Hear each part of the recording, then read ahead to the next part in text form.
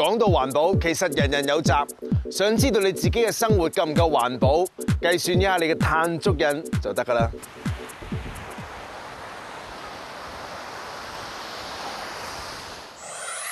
碳足印咧嘅意思就係我哋每一個人咧，既然我哋嘅生活裏邊咧都會產生呢個碳排放啦，咁究竟我哋可以做啲乜嘢去減低碳排放啦？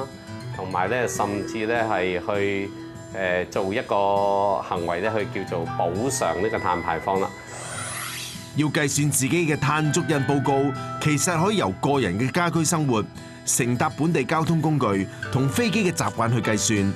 喺日常生活當中，我哋每日沖涼嘅時間長短、開動洗衣機嘅次數、屋企使用慳電膽嘅數量，以及有冇奉行廢物分類回收嘅習慣，都同碳足印嘅大小有直接關係。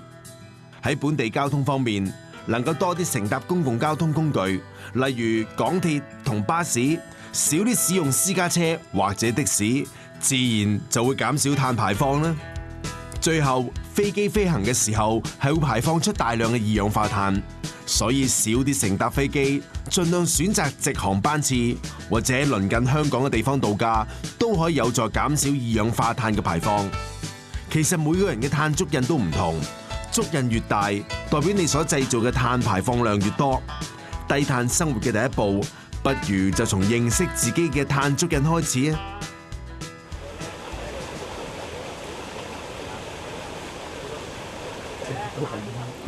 其實馬會喺業務上貫徹環境可持續發展嘅同時，亦都鼓勵旗下26,000名員工全程投入實踐綠色生活。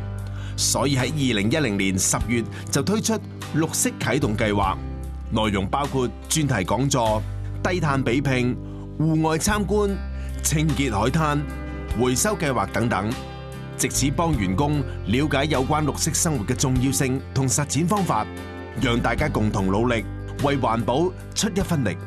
其實都想鼓勵啲人多啲行樓梯啦，咁啊可以節省能源啦，同埋對我哋嘅健康都好啲嘅。其實都志在參與嘅啫，但係其實都見到大家咁多個 division 可以喺埋一齊做啲咁有意義嘅活動，都好難得咯。用你任何嘅方法上去得㗎。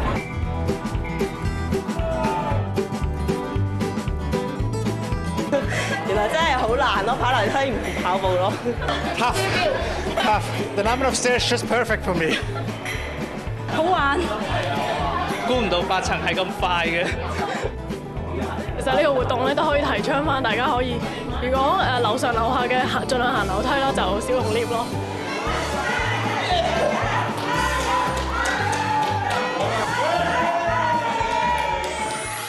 喺過去嗰一年，馬會喺環保上經過同事嘅努力咧，係攞咗唔少獎項嘅。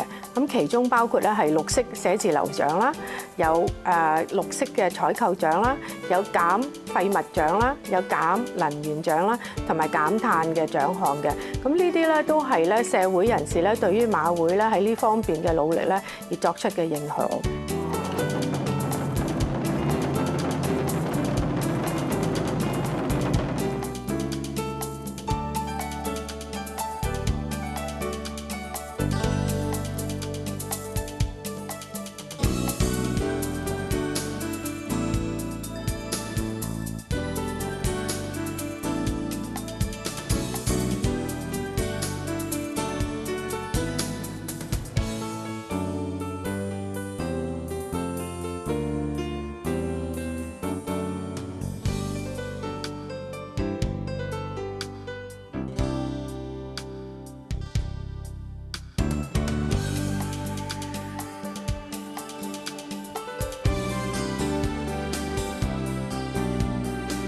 It's a great pleasure to be here, and I must thank and congratulate the Jockey Club for bringing all the green friends together.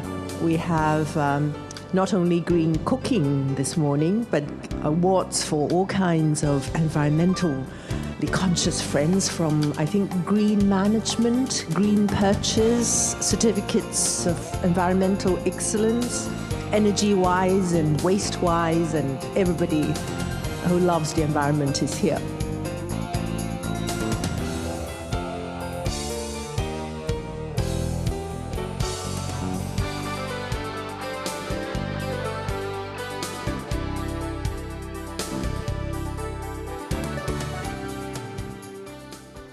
120多年嚟，香港賽馬會透過非牟利嘅營運模式，將盈餘撥捐慈善項目，回饋社會，推動環保可持續發展，亦都係馬會惠澤社群嘅精神，致力貢獻社會嘅延續，支持環保，刻不容緩。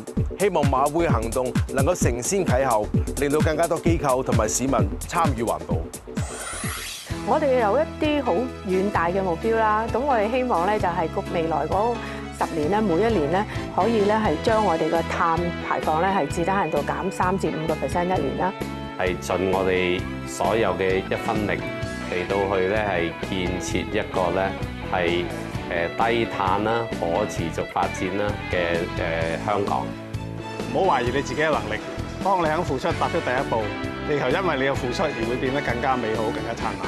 So let's go for green and act now.